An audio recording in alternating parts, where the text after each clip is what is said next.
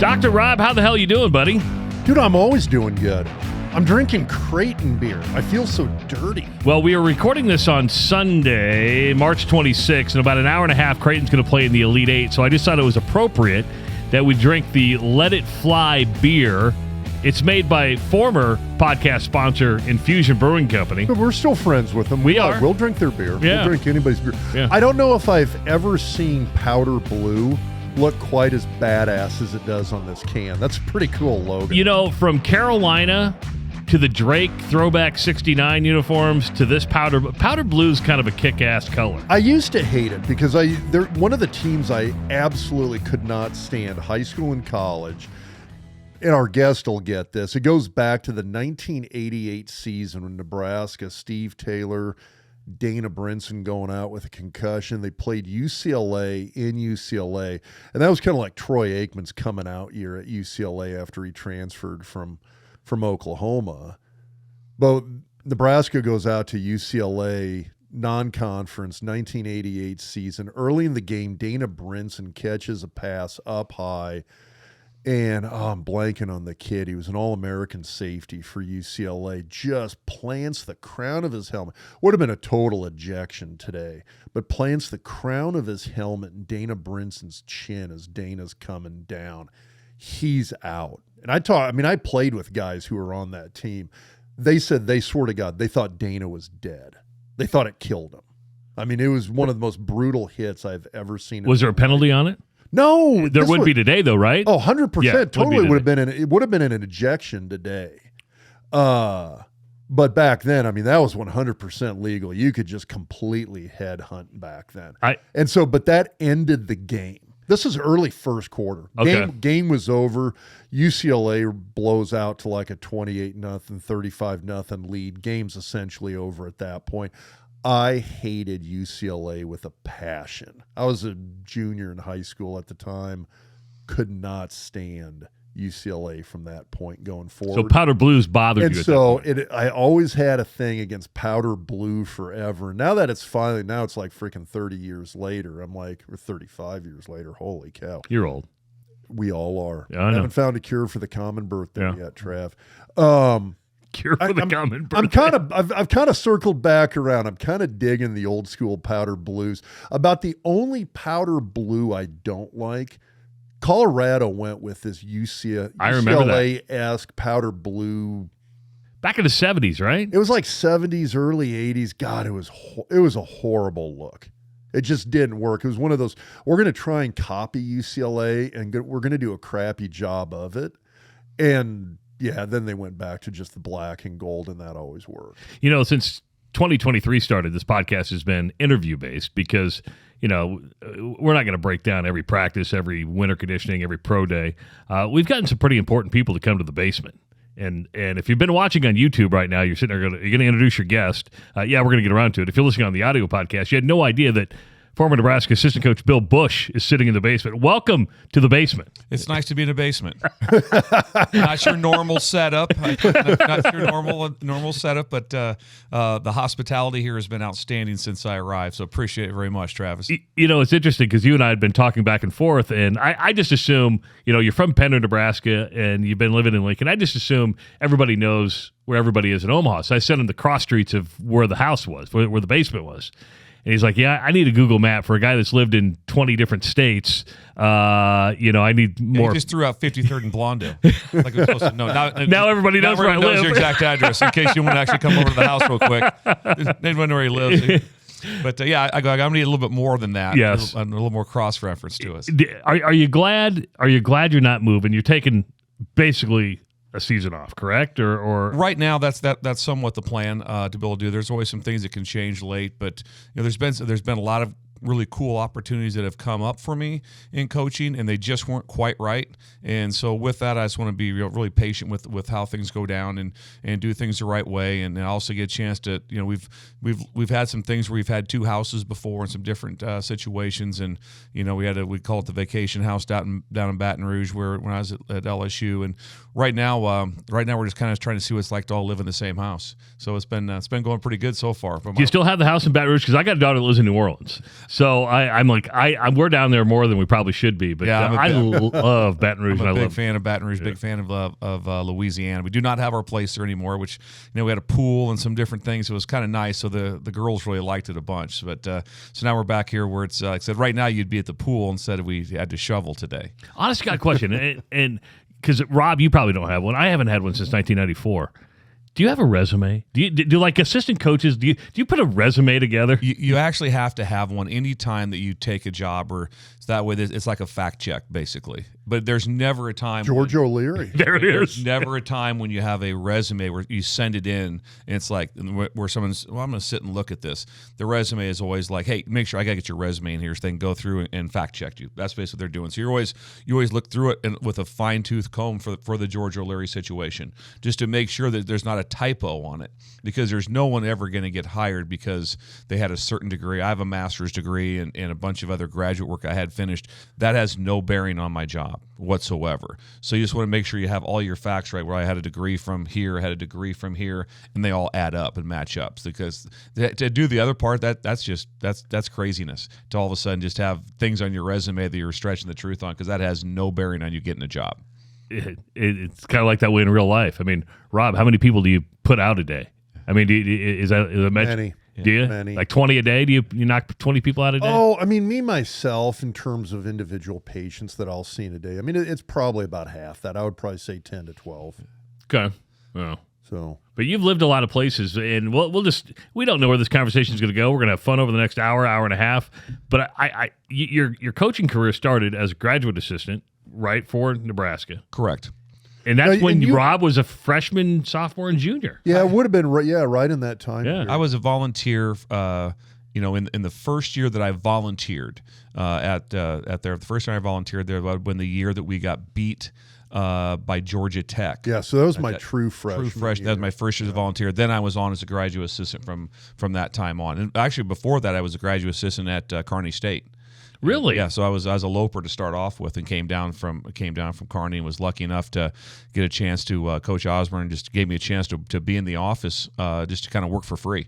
And so I was just an unpaid intern. That's how I got started during your freshman year. So I would just work at the Lincoln Racquet Club, and then from like 4 to whatever time, 7, something like that. And then I'd go into the office and go into and work from there. And then I'd go back to work after that was over. So I came in and was able to be able to get in the door to get a chance, because graduate assistant positions are really, really hard to get. There's just very few of them. So you kind of had to be inside the building for it to work out. So that's how it worked out. I ended up getting myself hired. So it was a great opportunity. And I started off with Coach Solich, with Frank, on offense. Okay. I was with him for the first spring, and coaching the running backs and doing that. And then obviously, able to move myself over to defense after that. There was a change. Shane Thorell was on staff there, and he left, I believe, come to UNO at the time, and then that's what opened the position up for me to go back to defense. So that's kind of how it all worked out. So very, very fortunate. Yeah, extremely fortunate to have that kind of luck. And you went to undergrad. You went to Wesleyan. Went to Wesleyan. You were a Plainsman, played football there. Yes. Linebacker? What's that? I was a wide receiver. Well, you were on offense. Yeah, the only time I ever played defense was in high school. No way. Yeah, so I was an offensive guy all through college, and loved my experience at Wesleyan. Okay, because you and I were texting back and forth before you came today, because as a coach, you play wide receiver. You start with Frank on the offensive side. Did you know a lot about defense? How did you get into defensive coaching as opposed to offensive coaching? And because he's like, he sent me some defensive numbers. We'll go over it earlier. I'm like, I need to go to offense to go help my Hawkeyes, because Brian Ferentz can't run an offense if you turn it around like that. But I mean, at what point did you say, hey, I want to be a defensive guy, or I want to be an offensive guy? Well, two things happened. I was on defense at Kearney State. And I know it's UNK now, but I refuse to call it that. This guy loved Kearney You're State. one of those guys. Yeah, it's going to be Kearney State forever. and I just remember sitting in the room, and I was coaching the defensive ends. I remember sitting in the room going, I have absolutely no idea what else is going on in the back end here. I have no clue, and I better figure it out real fast. Because all I knew was how my guys, you're a 6 technique, you're a 9 technique, you're a 5 technique, and I play that's all I knew. And no one else like that is worried about my 2 guys and what they did. And that real fast, you better figure out. It's kind of like, it'd be the same thing, Rob, you're doing as far as being a doctor. I think it's like you rattle off a bunch of things today in dermatology. You can't just be like, what do you know? I know I turn this knob, knocks him out, then I bring him back with this. probably better know more than that. Probably figure it out pretty fast. You better have some other ideas of what's going on. And I would think it's got to be complimentary. I remember when I was, when I was in high school, every high school kid, you'd go down to the Big Red football camp and listen to the coaches talk about this and that. And I remember Charlie McBride always used to give this talk about how he used to actually coach O-line for a little bit. I think he said it was only a few years. And I believe that Arizona State that he coached the O-line. I'm Yeah. not sure if he was there because I know it was Arizona State, Wisconsin. Yeah. He had been. And so. Well, and he always said, the biggest boon to his knowledge base in terms of coaching D-line was his time spent coaching offensive line. Absolutely. He said if you kind of know the workings of that side of the ball, it helps you a hell of a lot on the other side. I spent a lot of time I remember when Steve Craigthorpe was the head coach at Louisville. And I spent a lot of time with him during spring ball one time, and we started talking about coverages they're seeing. And so I'm like, all right, let me give you all the stuff. I'm going to give you some touchdown passes. And I would give him all the beaters. Like, if we're in this coverage, this is going to be really hard to cover. And it was amazing how he was like, we got back together. We're great friends now to this day. And he'd be like, you can't believe how many touchdown passes we threw off of that day. Because it's like, hey, if you're in this coverage, throw this. If you're going to be in this, throw this. Here's the beater to 3 week. Here's the stuff that Bob, a team does this all the time. And then because sometimes when you're on the other side, like that, to talk to the offensive guys, sometimes they might see it different. And the other side, you're like, oh, please, God, don't run this because we don't have a way to – that's a weakness of this coverage. And if we get into this, we have to know the situation that can come up. So knowing both sides is extremely, extremely important to have some feel for that. So the ones that go back and forth and can do that, it's a big attitude, that's for sure. Could you move to offense today if you needed to? I could go over and coach on offense. I think I could probably be pretty quick. It's pretty specialized. It really is, but there's a lot of things to it that I think I'd have a feel for to be able to do. So you could very, very fast. I could get up to speed, but I'd want to be. I mean, I'm not going to sit here and be that arrogant to think that I can I'll just go over there and I'll be fine. It's like there's a lot of little things to it, but you're around it so much. So you wouldn't be like, I have no idea. You'd be like, okay, I understand this. The install would be a lot different. I'm around a lot of the individual. I'd probably be a receiver coach or a different spot like that. And so there's some different positions that are different. You don't dabble in 3 spots really. You don't dabble in quarterback, you don't dabble in O-line, you don't dabble in secondary. Those are the 3 you don't all of a sudden say, yeah, just get back there and coach them up. You have a chance to catch up pretty fast at tight end and running back. O-line you don't. There's you don't all of a sudden be like, hey, Bill, you could coach secondary your whole life. Want to get the O-line a shot? Nope. Weight protections and checks and fits to different fronts. That's very complicated. You talk about you made a comment there where you said the specialization on offense. Hey, Trev, hook a brother. Oh, you want another beer? Yeah. You talk about that specialization. Is that something that's increased more versus?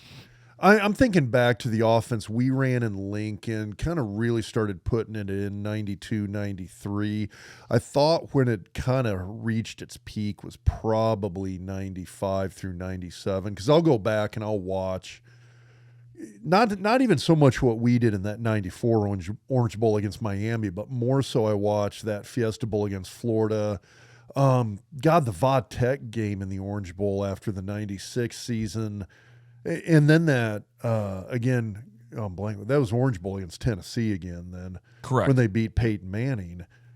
When you look at the offense that Osborne was running at the time, I remember looking at that and just going like, God, the evolution that I saw from even 93, 94 through to 97 had me looking at that going like, boy, that's like 2 generations of evolution more so than what we ran in the Orange Bowl against Miami in 94. And that was only 2 or 3 years prior.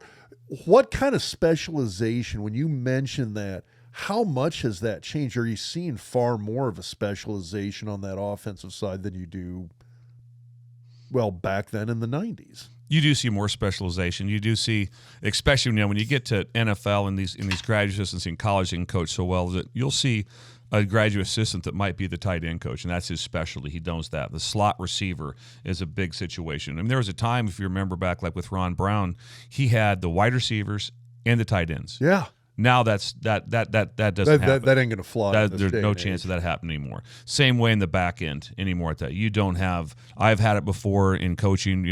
I was different place when I was with Tony Sang at New Mexico State, where I had the whole back end, and that's a travesty to the players because they're not the same.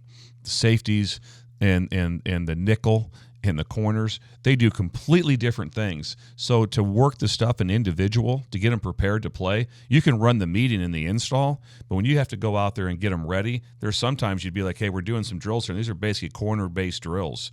And the safeties are like, okay, but this is not what I not what I do. Because I'm thinking about my era where, okay, so for you 80s, 90s Steelers fans out there, Carnell Lake, you had him bouncing between corner and safety like every 3 years in the NFL even.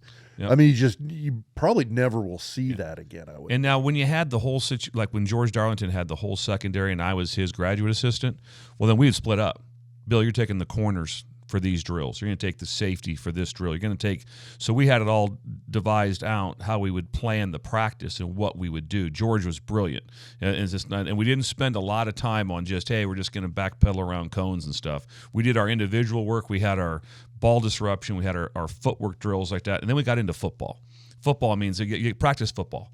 It's kind of like a lot of times I say the O-line, D-line, I'm so blown away by them because every day in practice they put hands on people all the time. That's really hard, but that's real football. I mean, all the other stuff isn't. And so if you don't understand what it feels like to put hands on people and your drill work doesn't come down to that, or it also adds up to what happens on Saturday, sometimes you do all these drills and sometimes you're kind of going like, okay, does that happen on Saturday? That's what you have to ask yourself as a coach every second. All of a sudden you're doing some drill like that where like going like, does that happen on Saturdays? Does that tie in directly? Now there's times, as offensive line that walkthroughs and run-throughs are great on picking up twist games, pressures, okay, it's bitten passed off, all those things. But then you have to see it live. You have to be able to see it at full speed drill, and that's where it carries over. But your individuals, give you an example. So Coach Ogeron at LSU, your individual better match what's on film. So when practice got over, we practiced in the afternoon. Someone bring his food up to his deal, and he went right to the film, and Coach Ogeron would watch your individual.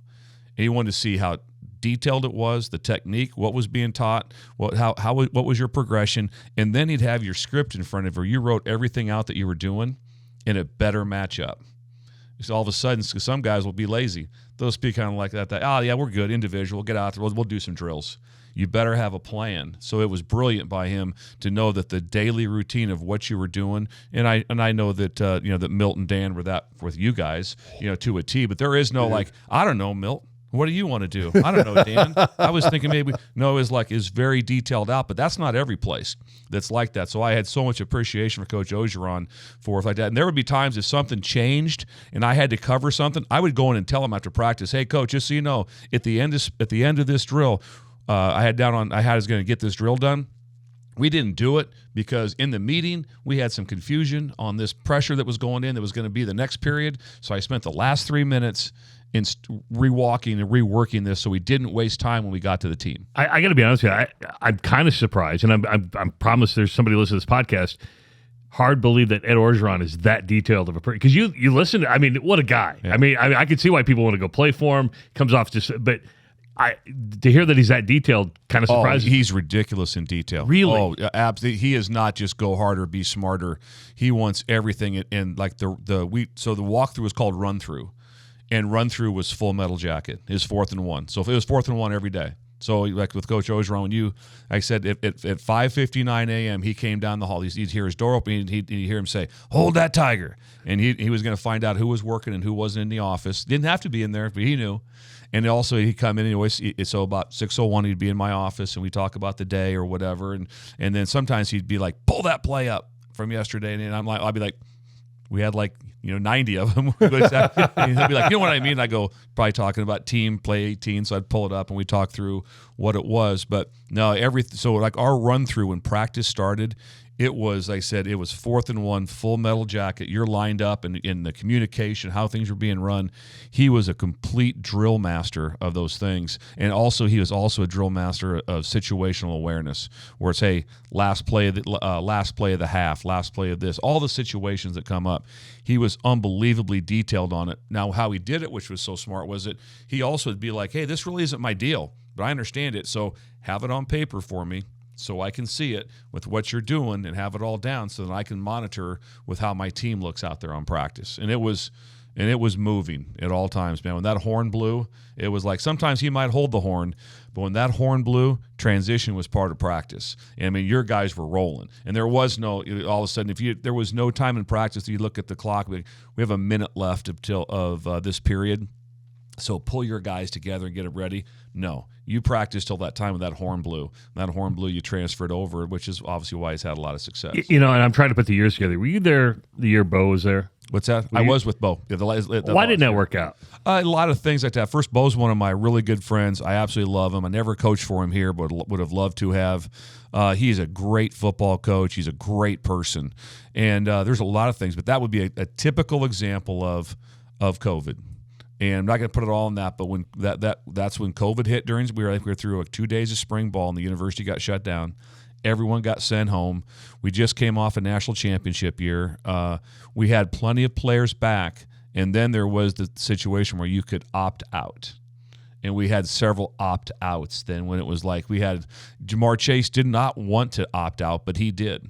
The best receiver in college ball opted out. That didn't really directly affect Bo, but we had some people that opted out, and we had going through COVID. And at that time, including myself, did we really all have a great feel for it? There wasn't a lot of easiness like, it was just a cold. There was people dying like crazy. Yeah. So it was like, so all year, and then also there was also contact tracing. So the practices were brutal because all of a sudden we didn't have people, if they'd be like, well, he's positive. He lives with so-and-so. So so-and-so's out too. So our practices would be insane. Just completely there's no one there. I mean, we beat Florida at Florida that year. They were ranked third with Bo's team, and we beat them in the swamp, the true freshman. I think we traveled like 50-some scholarship players. We didn't have anybody even get on the plane because we didn't have enough people. And so it was so a lot of things that were not in his control that for the reason for us. So it sure wasn't about football. We did switch from the odd front more to the even front, and we were a little more recruited for the odd front, so a little more big nose guards than those people. So that probably didn't have maybe a great match, but none of that's on Bo at all. It's interesting because I've said it on this podcast several times, and even when I was on television, Bo was always great to me. Of all the Nebraska coaches, Tom was good to me, and Frank and I had a pretty unique relationship, but Bo was awesome to me, and he gave me more time than anybody ever did. He sat and talked to me for a long time when we were doing stuff, and you see the sideline persona, and it's so much different than the guy in real life. He is super cool. But I always liked Bo. I think, if you got to know him, everybody. Bo was great to former players. He was really, really good with the former players, and I only had a chance to meet him a couple of times. Maybe he was outstanding. The thing I always thought, though, is I always thought he got a bad rap because you would see that sideline persona. And you go back to like the era when we were first down in Lincoln, when you were in Lincoln and then I was there, God, you had Charlie McBride. You had, God, there was a lot of former Devaney guys still around the stadium. I mean, Cletus Fisher was still hanging out down there. Absolutely. John Melton was still down there at that time. I mean, it was like 2 shots of scotch and a bunch of swear words every freaking day. And that was just the hello and first thing in the morning. So, I mean, I always looked at Pelini, and I'm watching him rip dudes a new one on the sideline, and I'm sitting there thinking, oh, yeah, that's normal. And then I hear people in the media and on social media and buddies at work, and they're like, oh, my God, I can't believe he did that. I'm like, I don't see what the big deal is. I was like, I would fall into that same category. I was like, that's perfectly normal. Like I said, he was great to work with. I said, I mean, as far as like coaches I've worked with, I mean, it's like a who's who. I've been so lucky with. You got, I worked for Tom Osborne, then I went to Barry Alvarez. I worked for Ed Ogeron. I worked for Urban Meyer. I worked for Kyle Whittingham. So these guys there's at least 5 of them are going to be Hall of Famers, and I was underneath all of them. So you get a chance to pick up a lot of things, and they're all have their different uniqueness too with it. So like I said, that's where I've been just so stinking lucky. So let's remove. I'm going to remove Nebraska from this question. Outside of Nebraska, favorite place to work, and you can base it on location, people, situation, anything, however you want to answer that. My favorite job was Utah State. Really? Utah State by far, because I went there after my second time here. I don't know what the record was, but they'd been fired. I think they were maybe 2-10 something. Was that Winningham? No, he was at Utah. This is Utah State. Went there with Gary Anderson. Okay, and then we ended up. Was that pre-Wisconsin or post-Wisconsin? That was pre. Okay, went to Wisconsin after that. So I was just. It was like one of those like, what am I doing? I mean, our weight room was in this basement of this, looked like a library. It was horrible. And then within 4 years, we won 11 games, and the 2 games we lost were on 2 missed field goals. If we make one of those field goals, we would have went to the Orange Bowl. And so it was just, and then the kids were awesome. The kids were absolutely awesome. Really, really, really enjoyed University of Utah. I was there with McBride, and when Urban came in, he kept 2 people. He kept me and Kyle. And so Salt Lake City is just gorgeous, and like I said, the MUS, which is the student section, was unreal. So that was a lot of fun. So I like that. And then like I said, Wisconsin I was there twice, and that place was, they just wanted to drink beer and eat bratwurst and polka and like football. I remember it was always like, if you lost, you hope the Packers won the next day, because then that'd take the pressure off of. If you both lost, it was never a good deal. So I've just been fortunate in a lot of places to have a lot of cool things happen for me like that. So just extremely blessed. And then like I said, then you get a chance to win and go down to LSU. That's where, when you get in the SEC, when they say it's different, it's different. Everything about it's different, and so you get down there and play in front of 106,000 people, on on a Saturday night in Death Valley. It's things get real pretty fast. We all bitch and moan about the SEC. We all hate the SEC. Alabama loses in the NCAA tournament, and everybody's happy about it.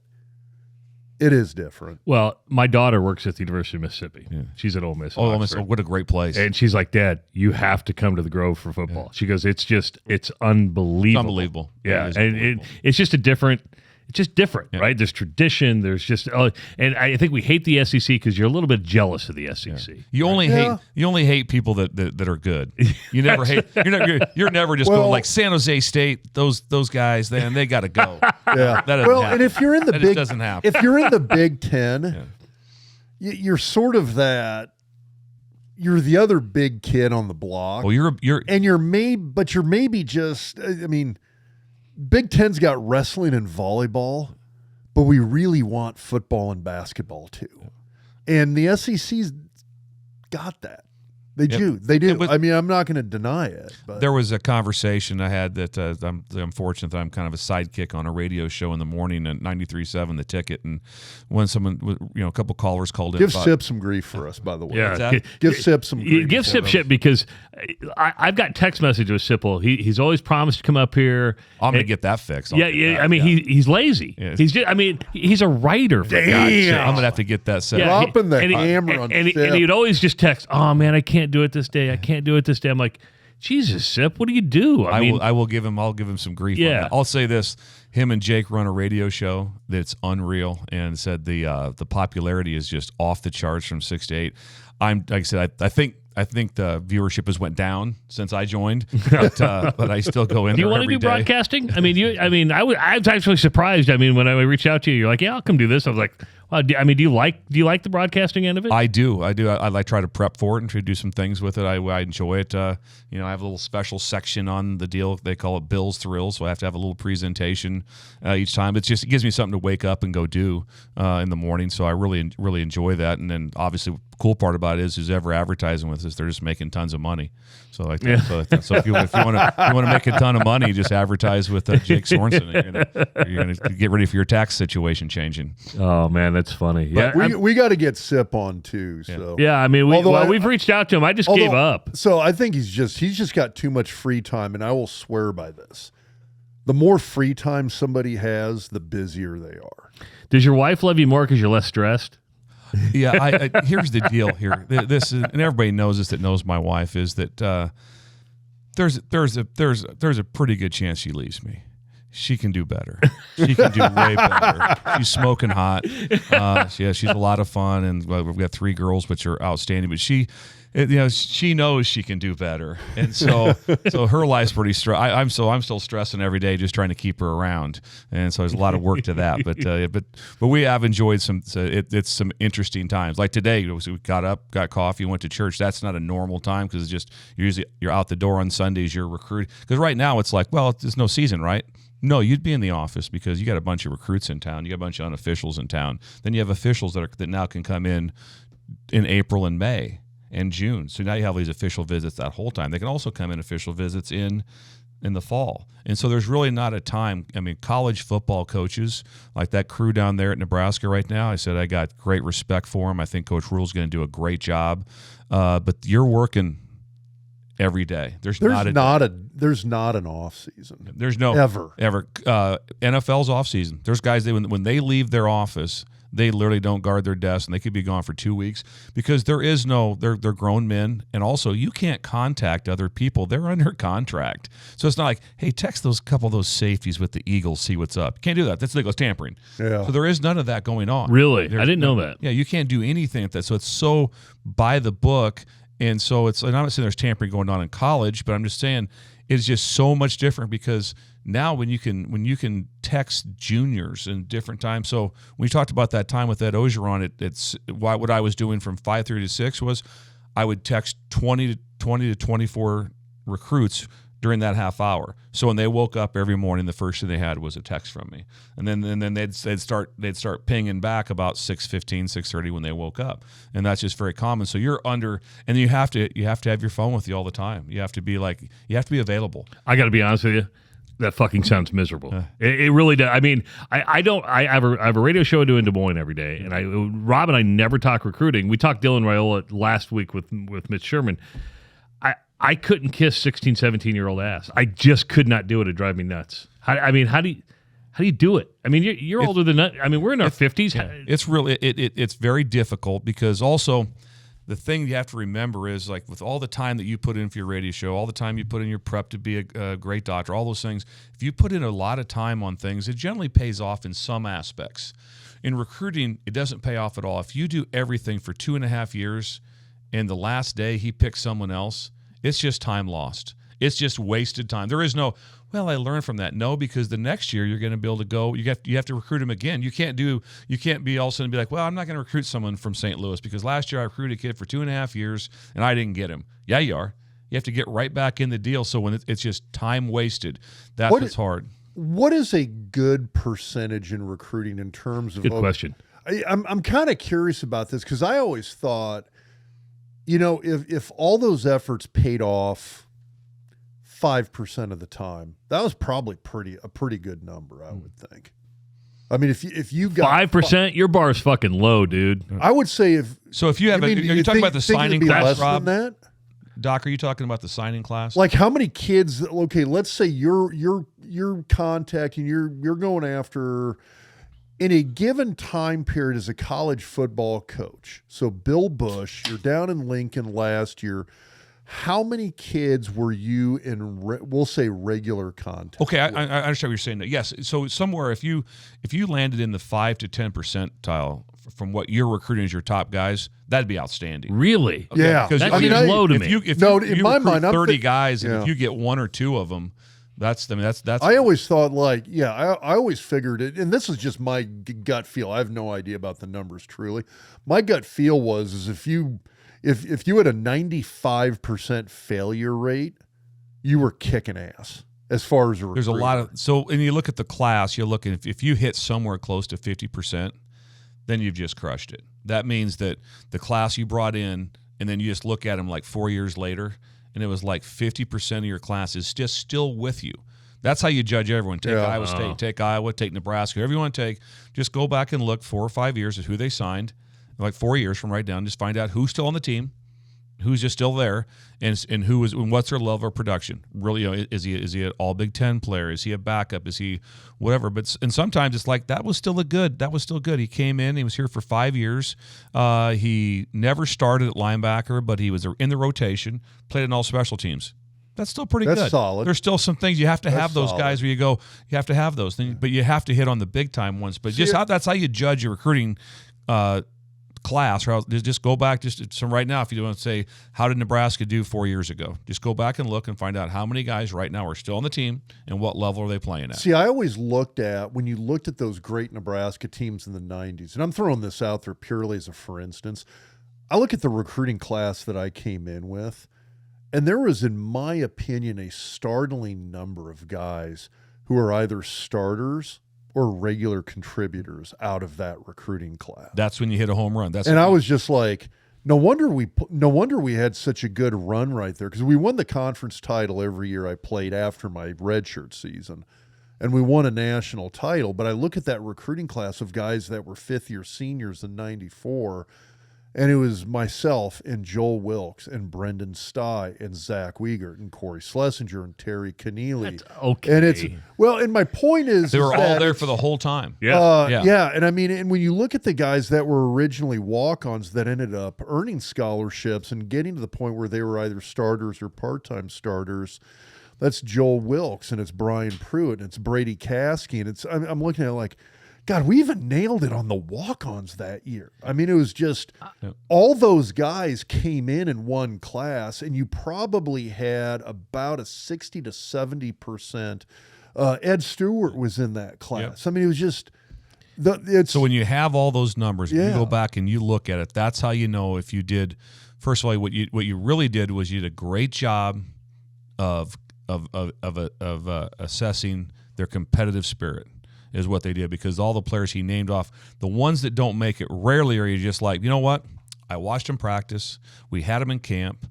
I watched all of his game film. I watched his highlight film, and he just stinks. That's not true. The ones that don't make it are the ones that they don't like football. They don't like what goes on for the other, the 9 months out of the year, the grit part of it. That's where the failures are at. And so I loved that shit. And so if it's absolutely all, it's all in the grit, and that's also why. Where Tom was so brilliant and why Nebraska was so good during Rob's time. And I don't want to go too long, because I know, Rob, you always watch the '94 Orange Bowl after every podcast. I know. No, what he does is he always watches Marv Seiler run down the sideline in '92. Marv Seiler still as Iowa State pulls off one of the biggest upsets of all time. Don't get me started on that. I was there for that. Don't trust me. I was there for that. Yeah. Yeah, I was there for that. Yeah. It's like you guys have PTSD because of Marv Seiler. Yeah. I'm like, dude, I'm still like sitting there. I'm like, Ernie Beeler, you could not run down Marv Seiler. Like, oh my, you run a 4.45. They did a nice job that day. They went all straight veer option. They changed their whole offense. It was hey, we're gonna throw him something out of 1972. Jim Walden's greatest coaching job ever. It was the only loss that Coach Osborne ever had to a losing team. I still remember that stadium was empty. Oh, it was. It also 3.5 quarters. Fourth quarter, it was 3/4 filled. And all of a sudden, I remember fourth quarter looking up, and there was news helicopters, like 4 of them circling the stadium. And I'm just like, son of a bitch.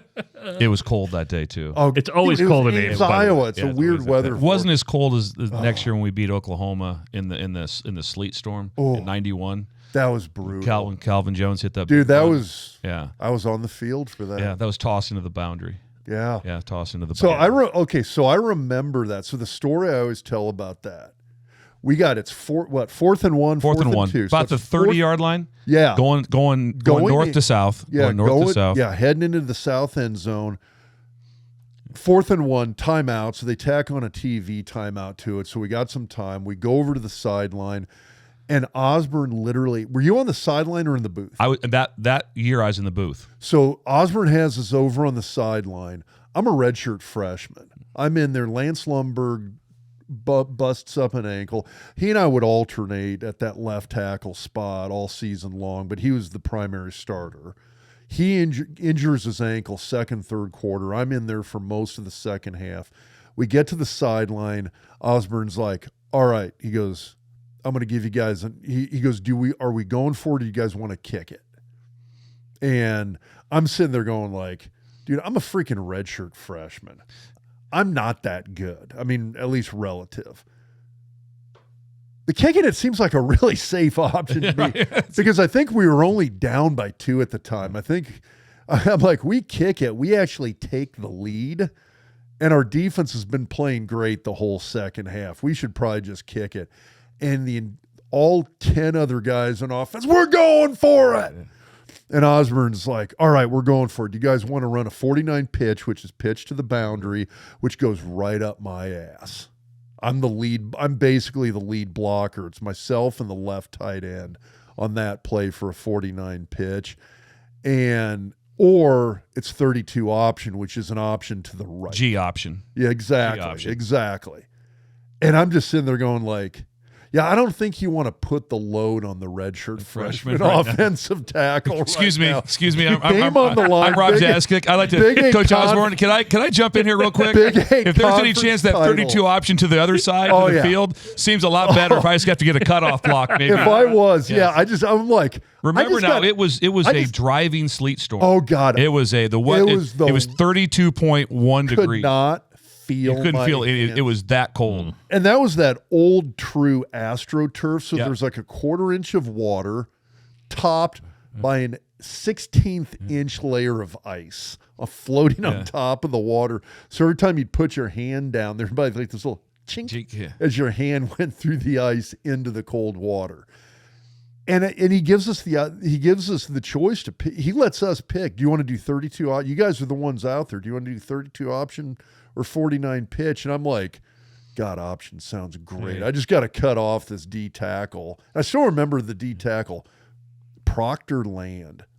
Look at that. I remember that. Anyway, it is an all conference D tackle for Oklahoma. Anyway, they again, for some reason, the 10 guys are like, no, we're not doing option. We're doing pitch because we're going to just ram it right down. We're going to run it right down their throats. We're going to punch it right at them with a 49 pitch. It's our bread and butter. Let's go kick their ass. And I'm like, son of a bitch.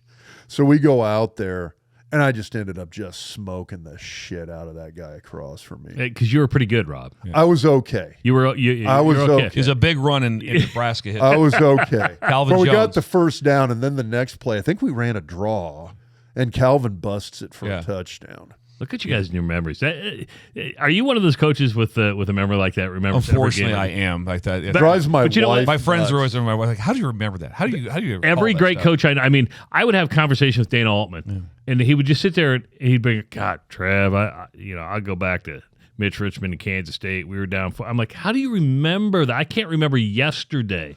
All coaches have this amazing. For some reason, it photographic does memory. kind of click in on some stuff. There's these details that stick.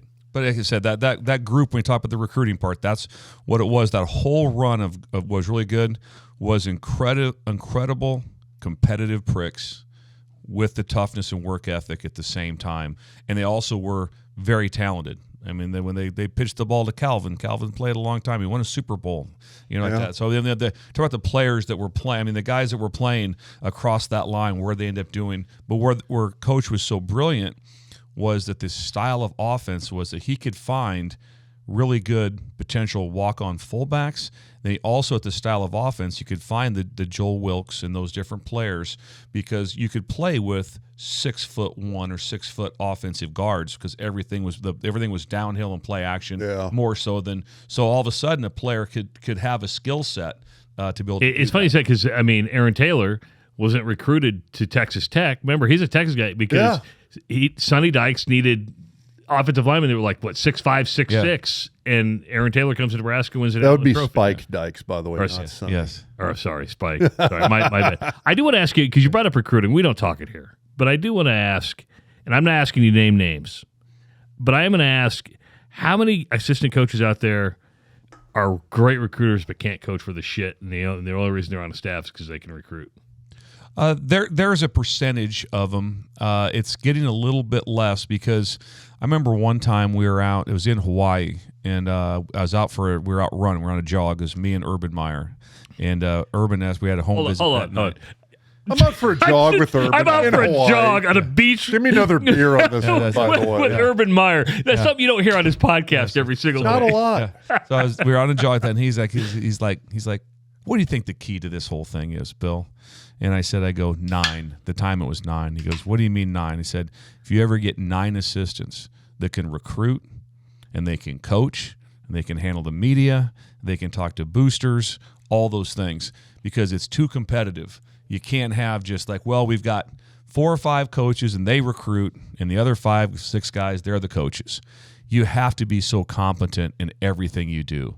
You've got to be a real dude. You can't be. It's kind of like being. I'd probably liken this to being maybe an ER doctor or like that. Or I tell you even better than that, being a veterinarian. Yeah. Like when the veterinarian, what do you got? I don't care over here, I got a dog, I got a horse, and a lizard. And a lizard, and I got a goat. Can you fix these guys? Yeah. You got to know your stuff. It doesn't even matter what species it is. Exactly. So You're going to be able to do a it. veterinarian. So that's you need veterinarians. You need people. God, that's a great analogy. That can handle everything that comes down the pipe. Because all of a sudden it's like, hey, you're on the radio. You're on TV. You're in front. The TV's on you. Do you speak in the same version the head coach speaks? Is the message the same? Is this being done? And also like that, when you go out there in the coaching part, you got to get your unit ready to perform. That's your job. So you can't be like, well, I'm just kind of hanging out. I recruit. That's what I do. Those days are done. Or I'm just a coach. Because that there was an era either. where you did have. There was some of those on staff. Anymore. If you're in that spot, you're probably gonna haunt you. It's gonna haunt you a little bit. So like I said, you want to be able to handle everything, and that was what I always tried to be if I could. What I was straining to be was to be a veterinarian. To be like, okay, how can I handle this? Can I be in front of the TV? How about if so and so comes in? How do I handle this? What do I do?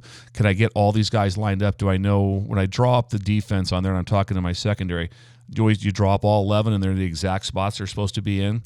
Because like I said, I know when you interview someone and they draw up, a linebacker coach you interview, he draws up 2 guys. You're like, okay, this is going to be a long day. They better be able to draw up, who's in front of them, who's behind them, what's going on. Are you a better coach or recruiter? I'm hoping I'm down the middle. Okay, that's fair. I'd hope I would be like that. I enjoy both aspects because the thing that I was always smart enough to know was that, to obtain talent meant way more than anything else first. I mean, you have to obtain talent. And in college, you can obtain talent because you can convince someone to come to you. In the NFL, you just choose them. Okay, we're going to take him. We're going to take him early. You're only taking 7 rounds. You're going to draft 7. The rest are free agents. So I always wanted to have a chance, like, okay, if I can obtain talent, maybe I can make our team better in that aspect. So I always enjoyed that. So it was kind of a whole. Like, okay, that's my main thing. And then also it gets to, then you better get them ready to play. You better get your unit ready to go in that fashion. And where it's so different now, Trav, is that like when I recruited Alex Smith was down for the Team Jack thing a couple weeks ago, and I spent the afternoon with him, me and my wife. My wife, I've told this story before. She's just like, he's so hot. That was my wife was so I will impressed say with. Like he is a good looking good dude. at that. I'm not going to lie to you. But when I was recruiting Alex, like that, I recruited him. I was a DB coach. I did all the recruiting. Went to the house 4 times, dinner with him, did all that. I think and Coach Mack, the head coach, came one time. Now everything is position specific. Matter of fact, it's almost to the point if you're at a different position and you're recruiting, they almost like I got it. I got my own guys. That's where you can get a little bit cross. Well, basketball is really that way. I mean, because basketball, you're bringing in 3-4 guys a year, right? Yeah. And it's my guy I got to get my guy in. Is there a lot of competition between coaches? That's where you get great staffs. When you have I've seen it happen numerous times. Probably the best that I was ever around was George Darlington. He'd be like, I got this guy that wants to commit from whatever, but that guy's better. It takes grown men in that room to be able to say, you know what, I'm doing a lot of research here, and there's some things not adding up. Oh, I know, but he's a 4-star and it'd be good for it. And you know better. If you know better, if you see something, you better say something. If you do that, because in the end, what you get judged on is how does that person get when he gets there? But sometimes there's so much fluff around signing day, and all these accolades come out. Just go back and look from wherever team you want to pick and where the accolades go. It better go to the one, like right now you should look at there and go, well, who's the one who got Luke Reimer to come on this team? That's what I want to know.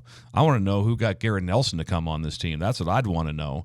And not so much like that, well, yeah, I recruited him and it didn't work out. It doesn't matter. If they're a bust, they're a bust. And I don't care why it is. It doesn't matter, well, he had this happen to it. If you recruit these guys and they don't play well, that's on you. See, I always remember, I mean, you talk about that when you look at the fluff. I remember watching Aaron Taylor. I mean, we talked about Aaron 10 minutes ago. Yeah. What a great guy. Which I love keeping in touch with him. He's awesome. No, he's a good dude. For a short guy. I got to say that. He's short. Yeah. Sorry. It's a Zatechka thing. Anyway. Leverage. It is leverage. Leverage. So, hey, I could get low enough to play handball against a curb, dude. So, Aaron, I remember looking at Aaron, and he was this guy that was completely unheralded coming out of high school. I mean, like I said, Texas Tech didn't want him. But it was a size thing. And it was a height thing. I remember watching him practice as a true freshman when he was on scout team and I remember just looking, just like, damn, look at that dude's footwork. Yeah. He was a true freshman. He was kind of short, stocky, little goo. But I just remember looking at him going like, oh my God, that kid's footwork is mind-blowing. He's out there on scout team getting battered around by Keneally and Kevin Raymakers and John Perrell and these other guys. And none of these dudes can get that kid off balance. And I'm like, shit, I hate to admit it, but that freaking 6 foot tall dude's going to do something.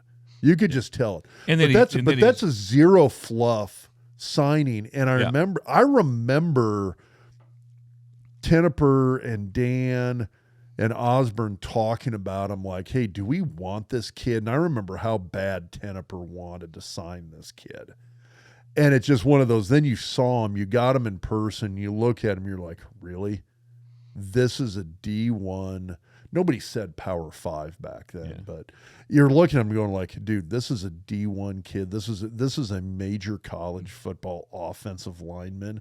I mean, he's maybe 6 foot 1/2 inch. And then I saw that footwork, and I was like, yeah, he's going to be just fine. And then add on the nasty, the prick behind it. It is. And that's the competitive spirit. But that's the zero fluff thing. I mean, it was taught, you mentioned that, the fluff in recruiting. It's mind-blowing how much clout that has for a lot of programs in a lot of places.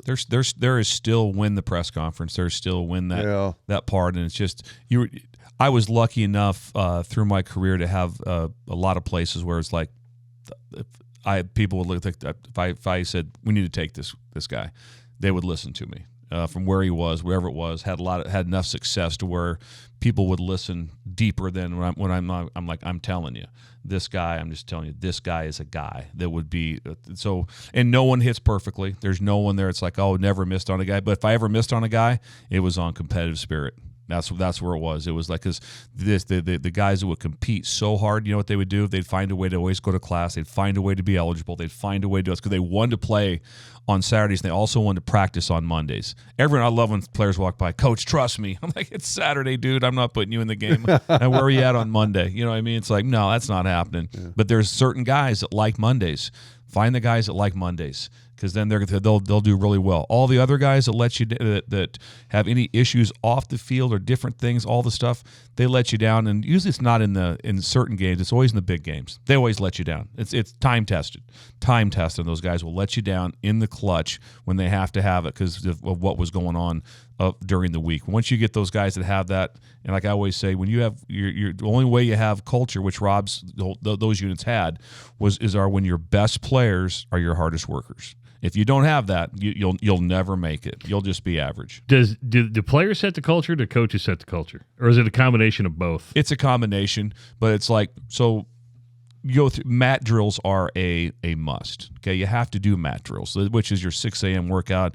Rob, were you there young enough? Did you ever have to go into Mushroom Gardens or into the North Mushroom End? Gardens? Yes, you had to go. That was real. Oh, you yeah, went to the North End like that for mat drills. I mean, but here's what it is: it's a must to work through some things, camaraderie on the team, and all those things. But I've always said, all it does is the dudes that are really tough just excel, and the ones that aren't very tough don't do very good, and when it's over, they're not any tougher.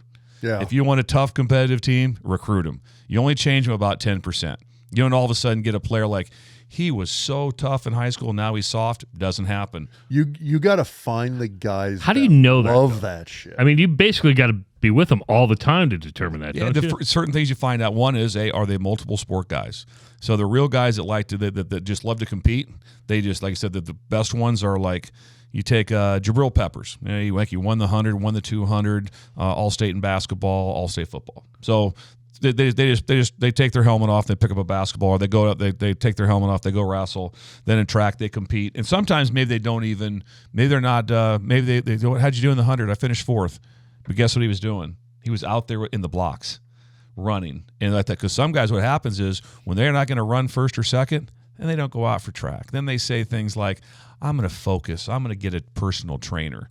I look for the guys that are out there with their teammates. So that's one way to look at things. Guys who are always looking for a always game. looking for a game. They in want anything. a game. I just want a game. I want to go. Let's just see what we got going here. When you go watch a basketball player, it's never like, oh man, I love that guy. Hit 7 threes. No. How do you play defense? How many rebounds? How many steals? That's what was he like on the court? What was his demeanor on the court? You can just tell by watching him like that. Even though he's 5'8", I would take the Kansas State Noel. I'll take him at corner right now. God, that guy. I'll take him at corner right now. Yeah. Just put him at corner right now. Guarantee he can play. Guarantee it. You can just tell just by watching him go. It's like these guys are hooked up different. And there's just a certain people are just. The guy that was probably hooked up when it came to competitive spirit for undersized that Rob will know real well. The best I ever coached for competitive spirit undersized is Barron Miles. There's Barron. no one even close. 5'8", player. and also was the best punt returner, but didn't return punts because he was the best punt blocker. And so, he was just every day, whatever you did, he wanted to wear your ass out. Where is Barron now? Coaching up in Canada. Up in Canada. CFL. Yep. His youngest son's on the team. Matter of fact, he gave him a hug on Pro Day on Wednesday. That's awesome. Yeah. You know, you sent me some numbers before you came up today, and that was the special teams improvement from 2021. Yeah, to let's get down to 2022. brass tacks. Well, no, it was interesting because you took over the defense. I after- want to talk about this. I know. Before Chenander gets fired, you take over the defense. The numbers speak for themselves. The defense got better over time. The special team numbers. If you're looking at Matrix. Metrics was a fun is a movie. Reeves movie. I've had a couple beers. Hey, I struggle with words too. Plus so 4, yeah. Words are my plus 451 words are really hard for me on the rankings. Yeah, you probably Had knew you a weren't going to be. beer, dude. Why do you hate Creighton, Travis? Stop it. You hate Iowa State, Iowa, and See, Creighton. now you're selling. I'm embracing the Blue Jays. I by see you are. drinking You their are beer. amazing. Let it fly. You're bitch. a bum. You're a bum. You know that. You're All right, numbers, metrics. Well, so did you think you had a chance to be on Matt Rule's staff, or did you? Or do you kind of know you've been through the drill enough to go? And generally, I would say no, just for the fact that you generally just bring your own people in. I've come in both ways. I've been retained, like I said, when there was a change at Utah and Urban retained me. I've been in that spot. I've been where it's just like when Bo came in to talk to me, he says, Bill, I really want to keep you. I have great respect for you. I just happen to have my own guys, and I'm like, sounds great to me. I mean, not great, but I'm like, so I understand that part of it. So there was not really anticipation to be able to do that. I felt that if the opportunity came up, that I would have stayed, and I felt that I could have blended in with that. But totally understand the reasoning. So there is zero hard feelings. You can't get up in front of everybody and talk about how much you love Nebraska, and then all of a sudden things don't go right. Then all of a sudden you turn. That's being a complete phony. And so I'm still a huge fan of the place, a huge fan of that staff. I think they'll do great, like I said. But there was never a time when I was like, well, I thought there's probably a chance he's going to talk to me about staying. Well, I mean, it's never personal. It's business. Yeah, and right? so it is. Like I said, I was very happy with the numbers and what we did on special teams and what we did defensively. Matt Campbell at Iowa State could use you. Just to let you know, Iowa State could use because and there's a philosophy though, because Campbell doesn't have a special teams coordinator, a special teams coach. Some coaches do, some coaches don't. I think you're an exhibit of why you need them. Am I wrong there? Okay, which is something. Yeah, speak to that because that was a question I wanted to ask. You have models where it's like, well, we'll do this as sort of by committee versus having that coordinator. Your thoughts, because it was by committee before you and it was by coordinator with you, at least in my understanding. Now, I understand you can't have like one special teams coordinator and he's doing everything. The other guys are still taking part. I get that. But can you do it successfully without a dedicated special teams coordinator in this day and age? In my opinion, it'd be very hard. I'd always want to have the coordinator because it just makes it your deal. And I know it's by – and also the other thing too is that your name's on it. Sometimes it's by committee. Very rarely it is like, well, we want to talk to the punt coach. We have some questions for the kickoff return coach. It's like, no, you want to have one person because then you have true guidance of when every meeting starts. He's the one that's up in front. He's the one that's going to handle this phase of it, and then everyone else jumps into it. And so you have to be a dominant personality, in my opinion, to be in that spot. Your level of knowledge got to be very high. You have to have a lot of energy, and it's your job to tie the team together. And the biggest part of it is to get the offensive guys productive, which means receivers and running backs covering kickoffs. Different than the things, which is always that people always talk about it, but is it happening? And so I think it's so important to have a coordinator that so he can cross over with the entire team. There's other ways to do it, and some people have some success, but you want to have the one guy that has that part in it that runs the whole thing. Biggest change when you go from the 21 to the 22 season. Biggest change that you felt needed to be made, or if it's like a top three, fine. What was the biggest change or biggest changes that had to be made when you go from 21 to 22? Because like I said, I mean, we looked at the numbers. Those numbers are impressive. When you look at that change from 21 to 22 at Nebraska and in special teams, when you came in as that coordinator and said, okay, we're going to do this, this, this, and this, what were the 1, 2, 3 biggest things you made that you feel like had the biggest impact? Well, the thing that started off with, I said, was obviously having, the one coordinator, which at that time was me. I think that was a plus.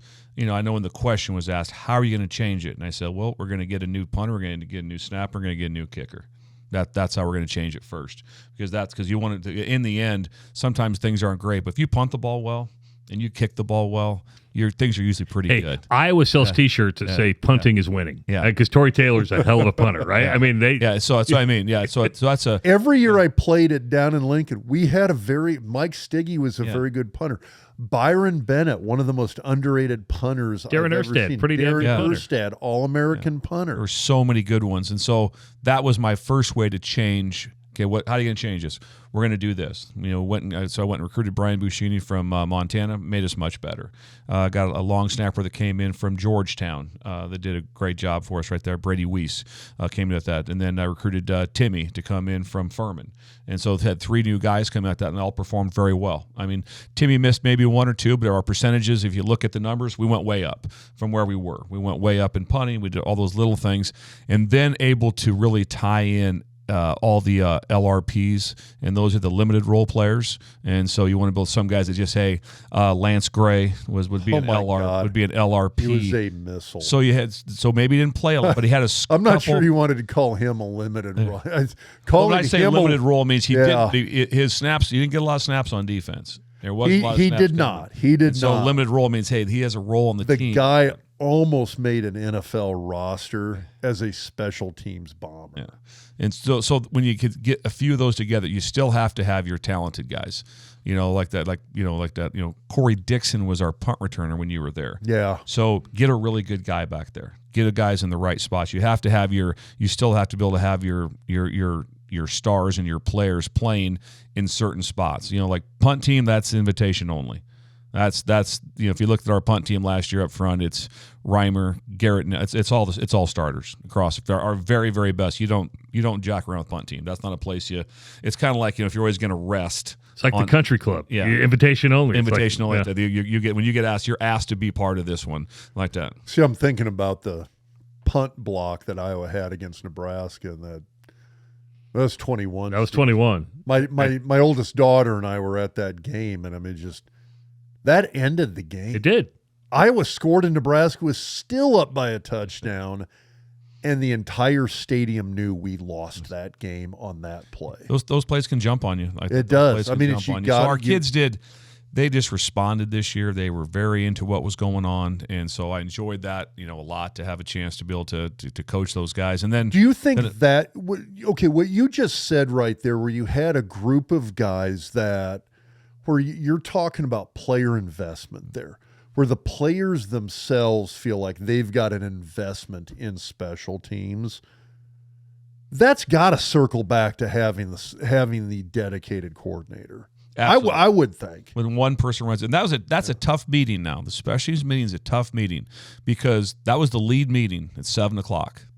That's the lead meeting at 7:00. So you're starting off before you go to individual meetings. Anything you do, it's a 7 a.m. meeting, and you got 80 guys in there, and you have to make sure that boom, we would buzz the locker room, do this. I always had music on in the team room when they came in. A lot of energy. I'd meet them at the door when they were coming up to have so we knew this meeting was going to. So that was a big thing about we're going to have successful by one thing. We're going to have a great meeting. Everybody clear? Everybody understand that this meeting is going to be a great meeting on what we're going to get done today. And we sat in certain areas. There were certain ways we sat, how we sat in our chairs. Everything we did was detailed out so that they knew. And they knew it also was going to be crisp. It's going to be on this time frame. It's going to be this, this, and this. And in about 18 minutes, this meeting's over. But it was 18 minutes of as hard as you can go to get our stuff done. And then we went to practice. One of the things so I always said transition was part of the drill, which meant that when the horn blows, I want people flying. Well, we would do a stretch at the beginning, then we'd do a little jumping jack thing, and then boom, horn would blow. Well, I always had the first 10 minutes. A lot of times we were outside, set up outside. And so I said, transition is part of this. So I'd be on, we're running. And so I thought it was just okay. Really simple. We just activated the cameras. So we had them on the inside, I had them on the outside. So then we filmed. So the next day I'd be like, all right, transition's part of the drill. And I just pointed out, how about this? How about this? How about this? And then the next day, put it on. Transition was ridiculous because they were getting filmed every day. So everything had an aspect to it of importance. It was really important to how fast we can get to our drill. Then I would show people in drill work, you'd show them injured people that were really good. All of a sudden it'd be like, say it was a Travis Vokalak and he was out for that particular week or may not be able to play in that game, and he wouldn't be getting a rep in the shield. Then the shield drill, he'd be right behind him doing his footwork. And the same way at the front line, right? So the only way to motivate people is to find someone doing something good and reward it. So when they're doing that, I'd stop and I'd circle it. And the next day in practice, I'm like, hey, look at our starting right guard. I said that right now is 50-50 if he plays. Look what he's doing. He's not this.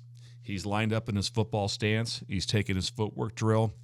And then guess what? Once they all caught on to that, then it was ridiculous. So we always had effort clips from each day. And then every day I would always pull out players that were not probably going to travel or play that game that were busting their ass.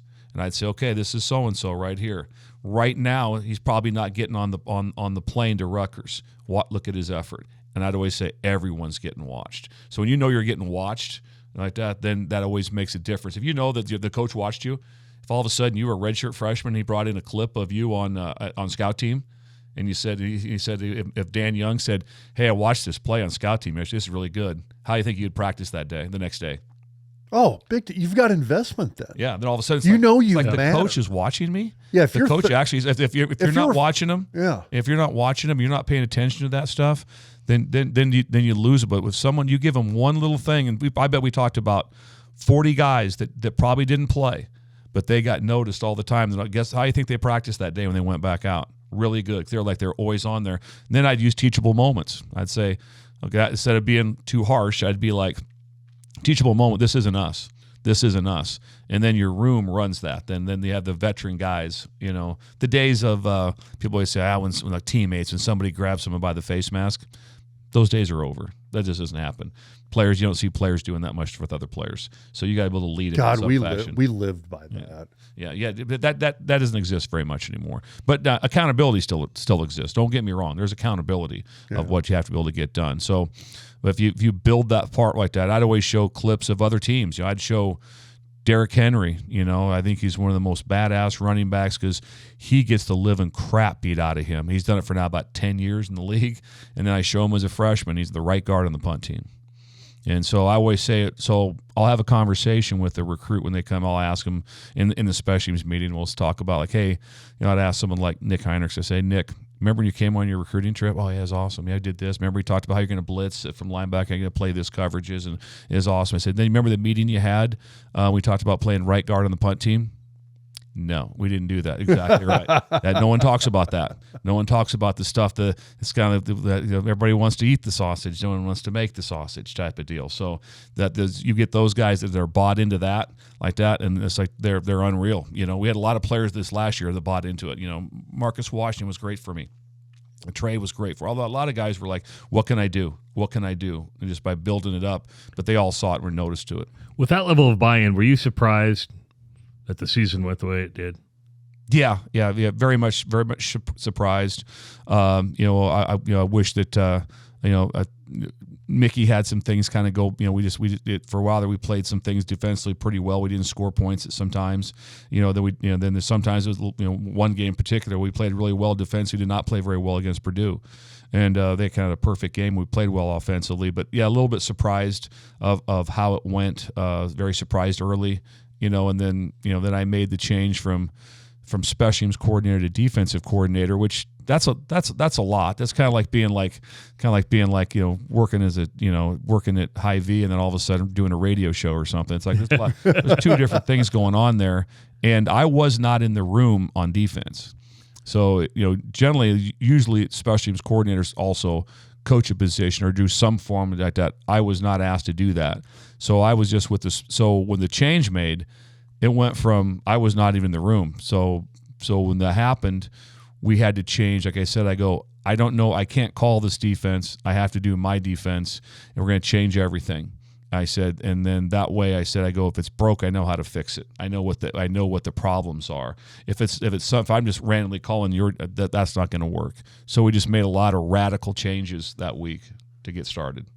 What week was that? So that was the week after Georgia Southern. Right? So that was it was after Oklahoma. After Oklahoma game. Yeah. Okay. So we had a bye week, and then we had Indiana, which was a huge challenge for us because they were the fastest team in the country as far as snaps per second.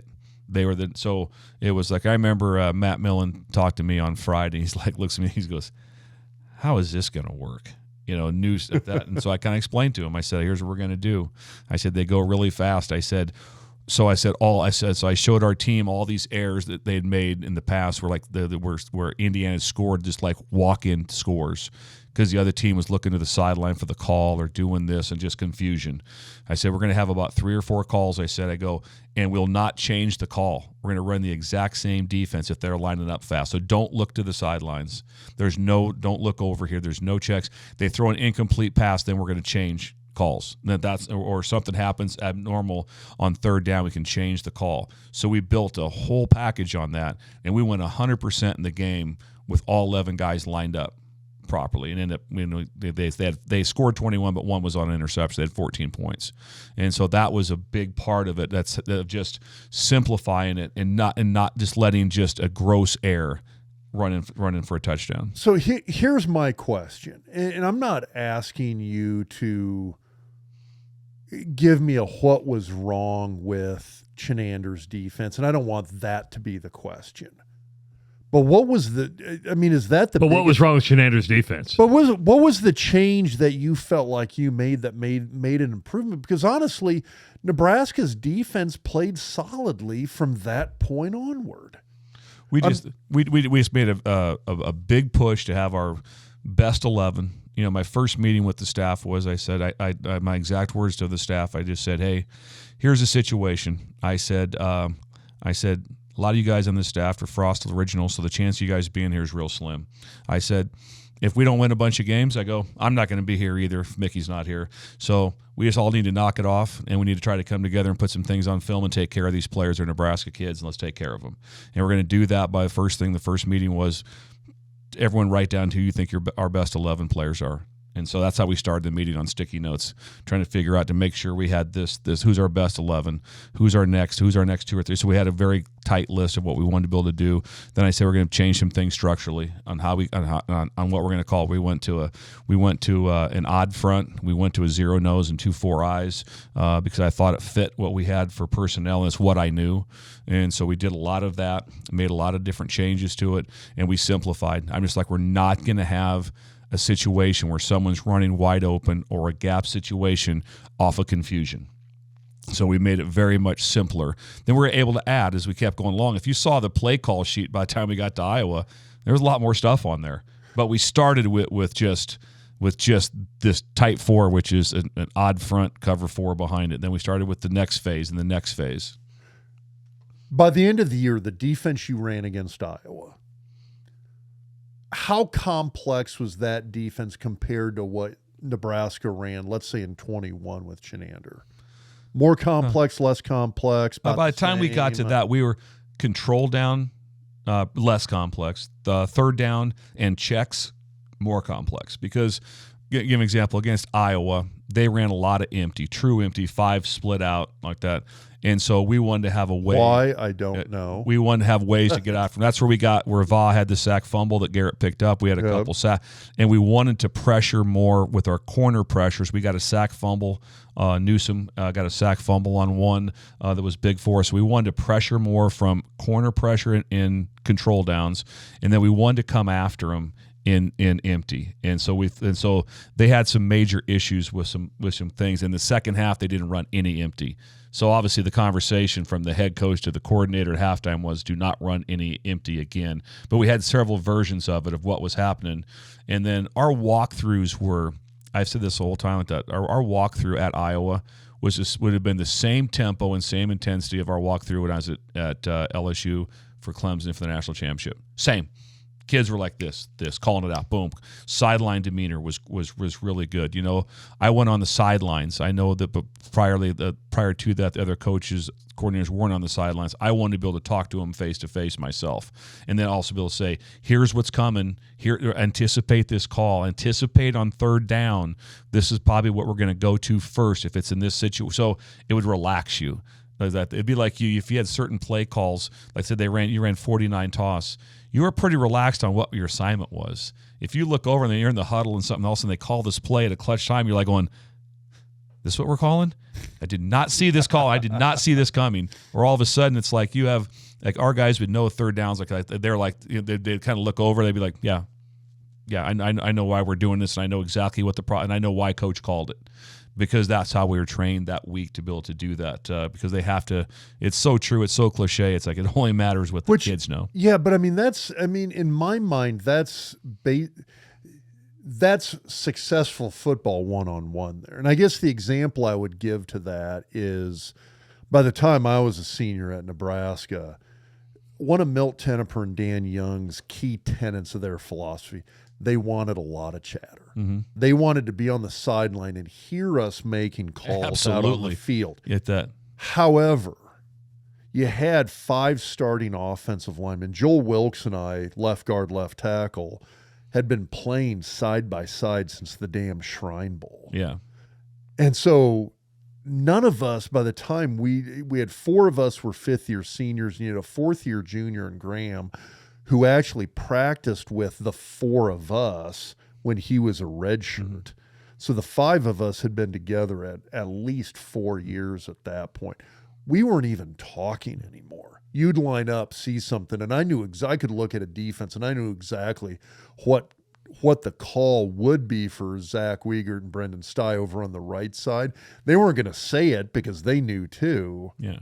So nobody was talking, but you reached this point where you had understanding. Yep. You had that in 6 weeks?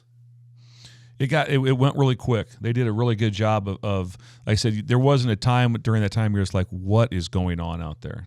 The kids really bought into it and really were able to do a good job of I understand what this is, understand why we're doing it, understand this. We really cleaned up meetings. I think we did a great job with our meetings.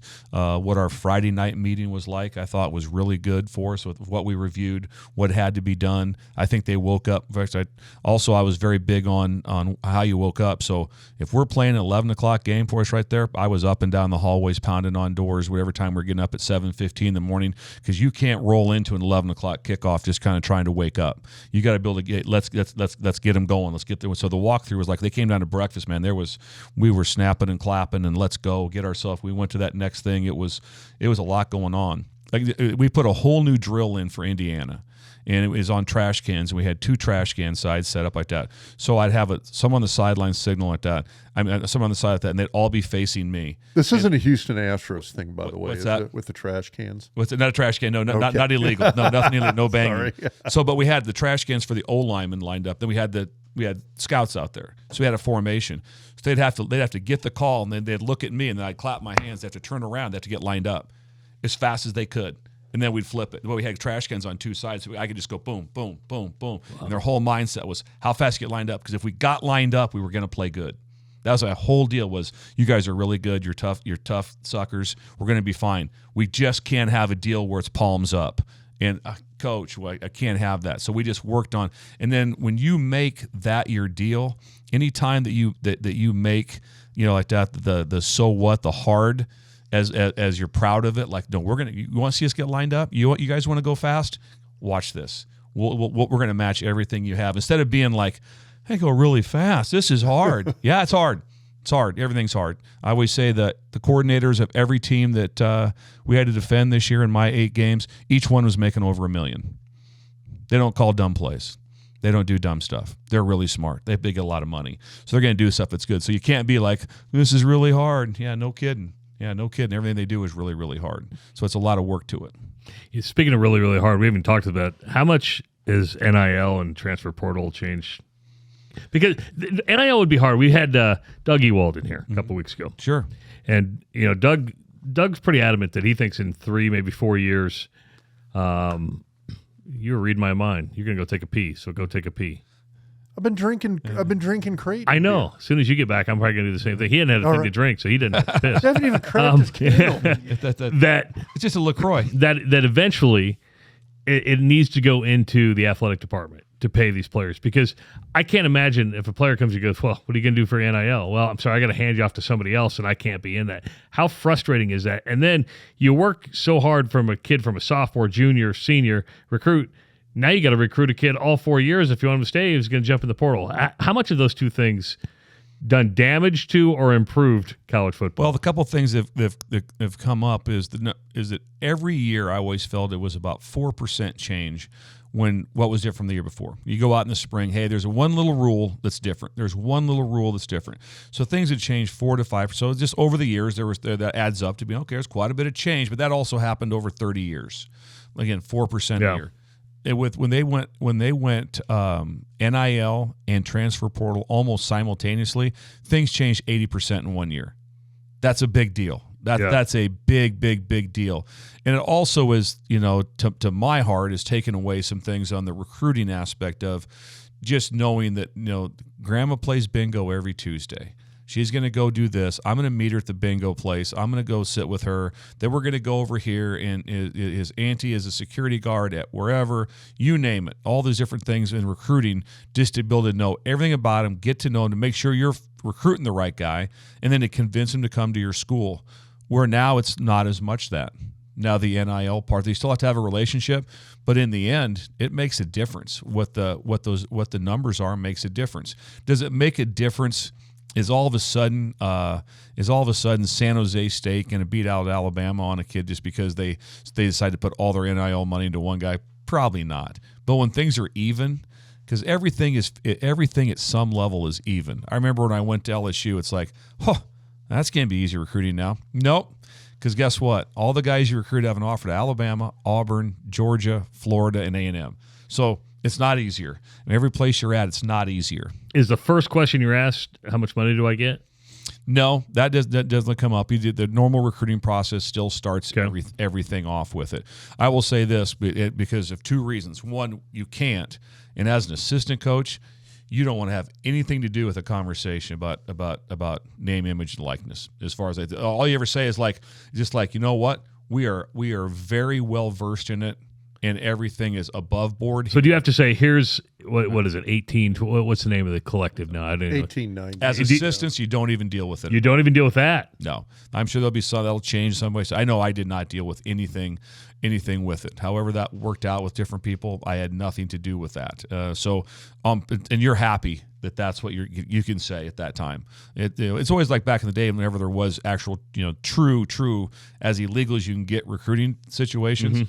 Assistant coaches were never involved. That was somebody from out here like that. There's no assistant coaches walking around with bags of my own money, that type of thing to be able to get done. But it's changed everything. It made it tough. I think that no matter what, it'll keep getting better with it. I know the product on the field is still really good. The competition's good. After this year when the playoffs open up, it's going to be very interesting because I do think it's for the best. I think now when there's more inclusion, because at first a lot of times you're like every year it's like there's about 4 or 5 teams that can win it, or there's only 4 that get in. So now when you have a little, because what it took away injury. So all of a sudden, if you lose your quarterback and you lose 2 or 3 games in the middle of the year, and then you're out, you're done. Well, what if he comes back and he's really good? So now it doesn't take away, because I was Tommy Frazier effect. Yeah, I mean we had Brooke, which was pretty damn good, but I told everybody. Yeah, I mean if you're able to come back with a guy like that at the end of the year. When I was at LSU or wherever I was, I said, "Hey, you guys want to be in the playoffs?" Yeah, when they start today, game 1. That's when the playoffs start, because every loss could end it.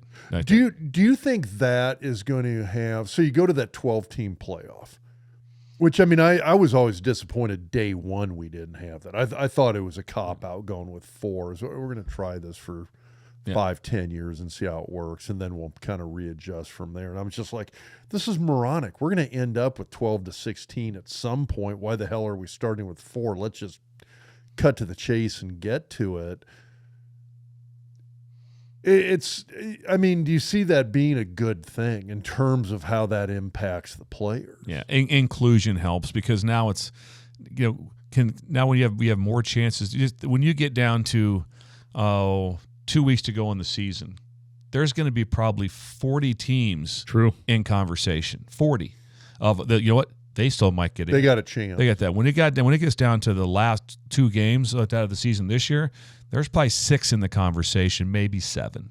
That was it. That was the situation that they were in. I mean, it was a deal where, Michigan was still going to get in if Purdue beat them, and Purdue wasn't going to get in if they beat Michigan.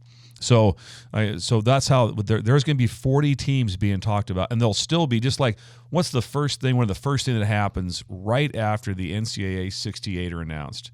The first thing is, who were the first 4 out? Yep. Oh man, they took it in. They got kicked right in the gut. Well, the same thing's going to happen in this thing. There's going to be these teams that are going to be playing with 2 weeks, and also with a week to go, and all of a sudden this championship game. Oh wow, this could all of a sudden Purdue might be like, well, if we beat Michigan and there's 12 teams, we might get in like that. Well, and this is sort of an interesting dynamic to me. I'm a huge playoff guy, and I used to be a hardcore bowl games only. That's it. Like, I live and die by the concept of the playoff now. And there's multiple arguments here, but 2 of the arguments that have always just drove me nuts about expanding the playoffs has been an argument against the playoffs being, well, there's always those teams that get left out. I mean, they're going to feel bad.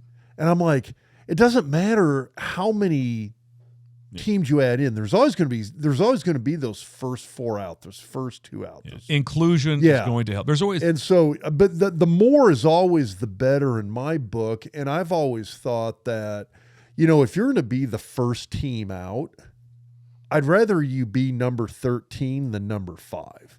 If you're the 5th ranked team in the country, the 6th ranked team in the country, the 7th ranked team in the country, you've got an argument. If you're 13th, it's like, well, that argument's not. But it's not just, you're just going to get the best in, because you're going to see probably 4 teams minimum out of the SEC, because they deserve to be 4 deep. There's probably going to be, well, they got Alabama. I mean, right now Alabama lost 2 games. Okay, they lost. The guy hit a helicopter field goal at Tennessee to beat them. Yeah, and they got beat on a 2-point play. That's how they lost their 2 games. And everybody's like, oh, Alabama's way down. Yeah. You think Alabama couldn't have competed in the playoffs this year if they were one of those teams? They would have done some damage. Yeah, so it's like, you want to see the best. And that's also why I know it's going to happen. The the ex-commissioner of the Big Ten, or no one called me, but it's also making sense with the SEC and the Big Ten are doing with having no divisions. Because, I mean, just could you imagine the epic coverage of Michigan, Ohio State playing again in the championship game this year? Oh, I mean, all of a sudden now everything gets like that. The SEC was Georgia and LSU. LSU had no chance of going to the playoffs, none, and they're playing like that. Well, who would that have been at that time like that? It would have been whoever the number 2 team was. It probably would have been Alabama again, playing in that spot. If you have the true 1-2. So bottom line is you're always going to get the Big 12 already does it. You're always going to get the top 2 teams in the championship game. And then you try to divide it out with, like, well, we divide the divisions up, and so we kind of split them and make them just take the top 2.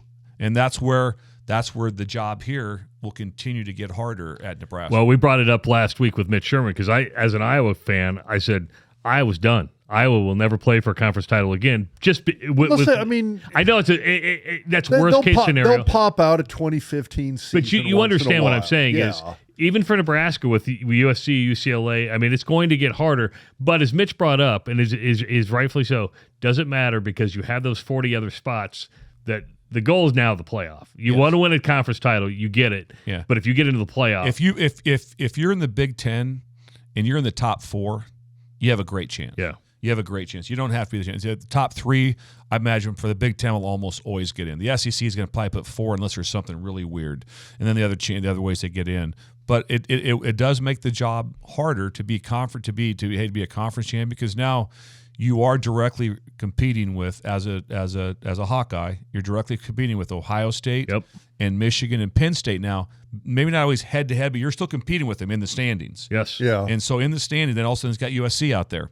With Lincoln Riley, you're competing with them in the standings. UCLA is now in the standings, and so that will make it much tougher. If you've looked in past years, I mean, you got Northwestern winning the West. Yeah. You've got Wisconsin winning the West. You got Purdue winning. Yeah. You've got Iowa winning. I mean, it's all of a sudden. I mean, the Purdues and the Northwesterns are sitting here going like, yeah, our chances of have been in that, like, but you know what's not going to change? Upper echelon the checks spot. will still cash that they're going to be cashing in. And that's a good thing. We had a caller call in or mention or text in the text line at the Sip and Jake show, the early breakers, and they talked about I think we're just better fit Nebraska is for the Big 12. And I'm like, whoa, no. You're in the big league. You don't step away from this league. Yeah. You do not take us to no. Well, that was look at the money. Yeah. Just you do not walk away from that. Just go, we want to go. It's like, no. In terms of future potential, it's one of those things I always looked at and I always thought like, you can bitch and moan about the Big Ten all you want. But I mean, the money has you. The money's still bigger. The money, a lot big, twice as big. Yeah, it's bigger than future potential. It's bigger than the SEC. Better. And there's a reason the ACC, like Florida State's going. Well, hold on for a second. They're going to double up on me every single year. I mean, you're going to get 100 million to 50 million. So right now, it's insane. The ACC. I think is it 2034 when they can renegotiate. Yeah. The Big Ten will renegotiate again prior to that. And so they're locked into, and then also you signed away that if you do leave, the amount you have to pay to leave, and then if you're still playing a game against someone in another conference, they still own your rights for that money for that game. This is the ACC. Yeah. So there, I don't know if you can be in a more backward spot than what they're in. Well, and the thing is that when you look at that contract, if I'm an ACC team, I mean that's detrimental to the ACC. Oh, absolutely. I mean, it's moronic. So when they made that deal, I'm sure they thought, hey, we're stable. We've locked things in. Then all of a sudden things imploded. Now we have the playoffs. And they're going like, we didn't know this. And that's the thing that I look at, that the lack of future insight into terms of what was coming down the road is mind-blowing to me when you look at that with the ACC. Because I look at it, it's the SEC saw that coming. The Big Ten saw that coming. Because those two like football. The ACC likes basketball a lot more than it likes football, or at least it did at the time. And they tried to be equal. I don't know if that's the thing. I mean, I listen, Delaney and I forget who the late SEC commissioner. They were visionaries. Friendly competition, but visionary. Brilliant. I mean, we've said when Kevin Warren stepped down, listen, the Big Ten commissioner's job is one of the top 5 to 6 most powerful positions in sports. Okay, probably top 3. Yeah, I mean really but we're talking NBA. Yes. Which, and honestly, in terms of dealing with COVID, I thought Kevin Warren could not have done a worse job dealing with COVID, and maybe he didn't have much in terms of didn't have as big a hand in conference expansion as I think he might have.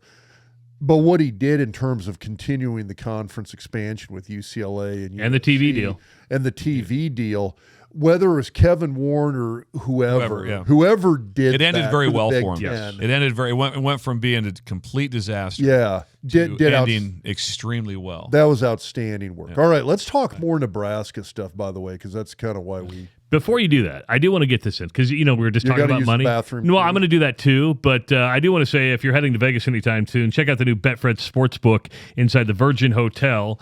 If you are going to Vegas, you can bet with Betfred in Arizona, Colorado, Iowa, Louisiana, Maryland, Ohio, Pennsylvania, Virginia, and Washington. Now, if you're in eastern Nebraska, cross over the river to Iowa, download the Betfred Iowa Sports app. Once you set up your account, make your first $50 bet, you'll get $111 in Fred bets and up to $200 in Fred bets per week for the first 5 weeks of betting with Betfred. Additional terms and conditions apply. Must be 21 plus. If you have a gambling problem, call 1-800-BETS-OFF. And, if you need some legal help, at some point we all do. When you do, we want you to work with someone you can trust. And Rob and I trust Connor Orr at the law firm of Orr and Horrigan. And by the way, this is for Connor. He's a J-sker, right? I mean, he's a self-proclaimed J-sker. Connor handles various civil and transactional matters. His practice includes corporate and personal injury litigation, does some estate planning as well. He's a licensed agent, an athletic agent, so he can deal with the name, image, and likeness stuff too. So reach out to him at orhorrigan.com or 402-408-6488. I will say I have done some work with Connor myself. So there you go. He's just not a... he's an outstanding... Doesn't just buy advertisement. You actually He doesn't. Use him. I've actually done some work with Connor. He is an outstanding attorney. There you go. So I use him myself. Now, back to your questions. Okay. And again, I go back. We kind of had a little caveat discussion at the start of all of this of where it's like, hey, if you can't talk about this, you just say it. Sure, no problem. Ernst Hausmann. Huge fan. I hope he kicks ass at Michigan. I really do. Why'd he leave? I really can't speak on it. Put it this way. I can't speak in absolutes to say that I sat with Ernest and had a detailed conversation with him. You're Gestalt. Because after the Iowa game, I wasn't back in the building except for maybe like 10 seconds, to kind of get some stuff out of there and stuff. So I really didn't have that conversation, with him. I know he just felt that there was a time with the coaching change, I think probably made a little bit of a difference. Obviously I know he had a really close relationship with Coach Rude. But this I'll say about Ernest, he is, for what we asked him to do, to go into the Iowa game, without Nick and without Reimer, our 2 starting linebackers, and for him to be a true freshman, that's a spot you don't play. Mike linebacker is a true freshman in the Big Ten. That's a lot. That's asking a lot. That's a lot different than playing Lincoln Northeast. That's a big deal. A little bit. Yeah. So he's a great. He's not in Columbus. He's anymore. A great person. He answered the bell for us. In so many big ways for us in the plays, and he played just dog tired too because there was no rotation. There was no rotation. He had to play basically every snap. So for a true freshman to stand in there and be able to do that, I do it. So I am one of his biggest fans. I'm pulling so hard for him. In my heart, I wish he was still a Husker, but for whatever reason, he made a very intelligent choice. So I'm in full support of it. It's not like you look at somebody who's got the opportunity to play at a Nebraska or a Michigan, Ohio State, Alabama, USC, Oklahoma, wherever. You've got a chance to play at a place like that. You've got to be pretty good, and it's a pretty damn cool opportunity. I hope he does well at Michigan. There was a big online discussion that popped up. This was a Twitter discussion right after he he left and took the offer at Michigan. I would probably say 2/3 of the people in this discussion. Now, keep in mind, this is Husker fans talking online on the equivalent of a social media. Which means they don't know shit, by the way. Have you looked at some of the conversations you've had on Twitter lately? No, I totally get it, but I think most fans are probably better versed than they were 20 years ago, 30. Dude, we sit here and do the doc's diagnosis. We sit here and diagram plays. Hey, here's what's actually happening. Here's what guys are looking at during an actual football play. Here's reads guys are making. And there's 500 guys out on Twitter doing that now. And it's outstanding from an understanding of the game standpoint. I think the fans probably know more now than they ever have. That being said, most people are like, God, he's going to go to Michigan and probably be a good, solid backup. And I'm looking at him going like, I think he's going to go to Michigan, and I think he's going to be a goddamn rock star. I think he's going to kick ass. I would bet more on there. the rock star side of just knowing. Also, I think, can you imagine, just imagine yourself on how much you change from a true freshman to that second year. I mean, you just feel, so just imagine what he'll be like in that same scenario. To be like, how I'm just being older, being better. He's got a lot of really good players around him, with different things. So I think he'll do extremely well. Which the other thing about him is that he's a guy that I think is probably a little bit underrated in terms of his athletic ability. I don't know. I always thought he was one of those guys. His field speed is off the charts. His field speed is really good. His ability to close a distance, close a gap is nuts. He eats up space really fast, and you have to make a lot of very decisive reads very quickly at that position with the guards pulling different clues. And that was That's something a lot. I saw a transition with him from I think it was actually the Georgia Southern game, where I saw him on a couple of plays where it's one of those, he'd take that step and go like, oh shit, this guy or that guy, and not know exactly which one he was supposed to get, but he knew it was one of the two. To the Michigan game was the game where I watched him and I was like, oh my God, this kid is going to be a monster linebacker. His career will go very well. Yeah, if it's not at Nebraska, he's got really good players in front of him too. So anytime you're playing linebacker, the skill set in front of you really matters. Those D linemen, makes a difference. Those D linemen are unbelievable. How much they change linebackers. If you're just average up front, you'll be a very average linebacker. It's not like, wow, I'm not very good up front. Linebackers are so good. Nope, you'll get bodies up on you and different things. If they can get off on the double team so fast and on the combo blocks, and all of a sudden they can overreach you, and all of a sudden it's like the body's up on you so fast. Now that you'll have problems. So he'd had a good skill set at Nebraska here also, but he's got really good players. I mean, they're obviously with the number 2 team in the country, didn't play like that against TCU, but that's a pretty good football team. Michigan is. They returned their quarterback and their players. They brought their running back, came back, so they're gonna line up a pretty good football team next year. And Travis, Iowa got Michigan's cast-offs. Cade McNamara and the tight end too. So I think those are 2 big recruits for Iowa. If Brian Ferentz didn't screw him up, but But you still got Brian. I mean, he only has to average 25 points a game to that's with defensive scores to keep his job. So what are you going to do? I mean, amazing metrics. Sad. I always ask this to coaches, and I want to be respectful of your time because we're an hour 42 into this thing already. Dude, this is such good stuff. Oh my God. By the way, this is like I wanted to ask nothing but Nebraska stuff. This is the most football we've talked in this podcast, I think, maybe ever. I mean, people are like, they actually talked football on this podcast today. If you wouldn't have been a football coach, you would have coached? If I would have been a football coach, what would you have done? I probably wouldn't have coached. I'd have been a writer for a sitcom. Really? Would have been a writer for a No sitcom. way. That's what that'd be my desire. Yeah. Are you a comedy guy? I'm a comedy guy. I thought I said like that. People say I'm funny, but I'm probably just more of an idiot. But I can create scenarios in my head sometimes that I think would be kind of unique and funny. Have you ever written one? No, never done that. I'm like I can see myself being behind the scenes with the Seinfeld writers or different place like that, and be like, okay, we can make a show out of this. I got an idea. You have some downtime now. You could write right now. This comes up on the radio all the time. I got a lot of free time right now, Travis. Thanks for the jab. Thanks for the jab right there. Appreciate that. Yeah, came down here, drove down to come see you guys. Do you know who Mark Gross is? Do you know Mark Gross?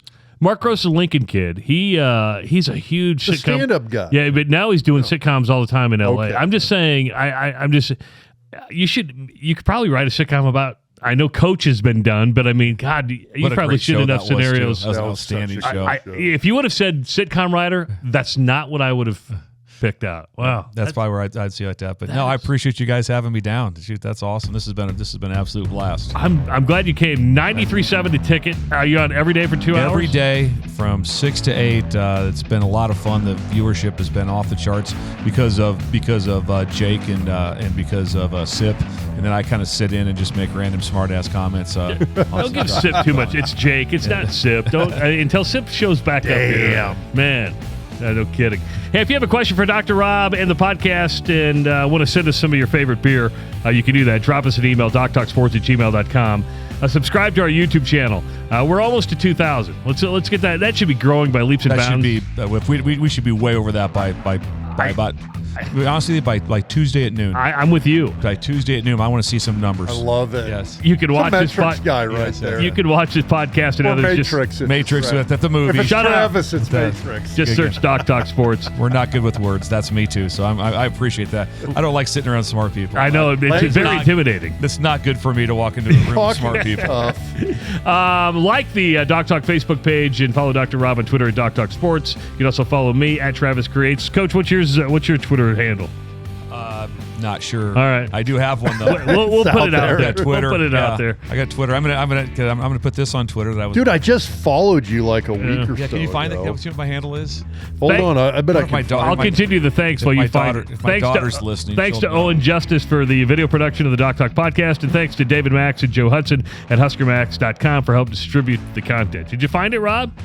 Come on, the song's playing. At Coach_Bill Busch, BUSCH. There you go. Nice. At Coach_Bill Busch. Let's get my. I follow you, by the Awesome. way. We'll get you some more followers. Are you following me? Yeah, I am. Okay. He's got like 14,000. He's whoa. Yeah. I have like 100. What cracks me up, you've got actually 6,000. That's not bad. Not bad. Not bad. I'll work. There's like some hot chick who just stands in front of a camera. She's got like 300. That would be There's a lot of those. Yeah, a lot of those. Yeah. I don't think we're going to get that one by fall. Thanks, guys. For Coach Bill Busch, Rob Zatechka, I'm Travis Justice. We'll talk to you next time on the Doc Talk podcast presented by Betfred Sports.